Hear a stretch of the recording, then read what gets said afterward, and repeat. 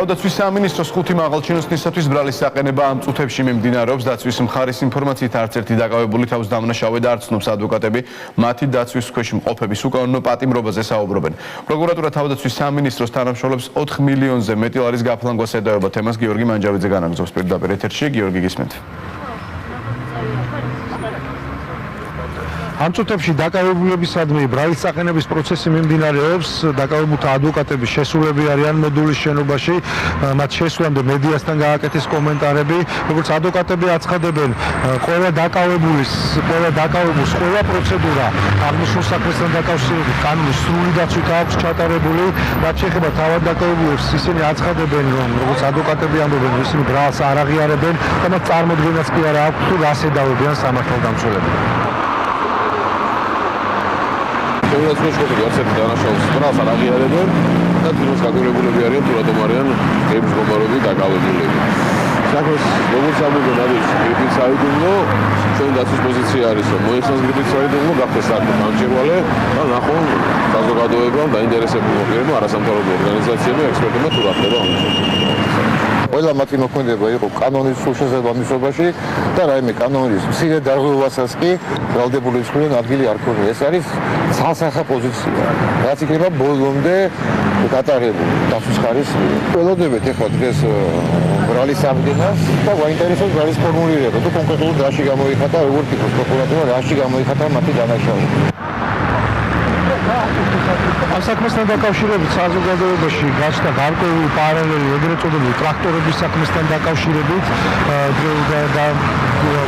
გუშინ მოხდა ფაქტს, ანუ თავდაცვის სამინისტროს მაღალჩინოსნების დაკავების ფაქტს გამოეხმაურნენ როგორც თავრობის წევრები, ასევე პარლამენტის წევრები და თავდაცვის მინისტრის თანაგუნდელებიც. თავდაცვის სამინისტროში ბოლო დროს ძალიან ბევრი რეფორმა განხორციელდა. ეს არის სამიმუშო უწყება, ეს ნატომაც და ყველა ჩვენმა საერთაშორისო პარტნიორმა აღიარა, მათ შორის ანტიკორუფციულ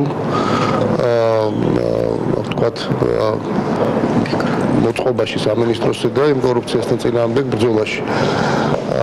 თუმცა ეს იმას არ ნიშნავს, რომ ვინმე შეიძლება ხელი არ წაუსწროს და რაიმე დანაშაული არ ჩაედინოს. ამიტომ მიმდინარეობს გამოძიება, მე იმედი მაქვს, რომ იგი მაქსიმალურად გამჭირვალე და მაღალკვალიფიციური იქნება.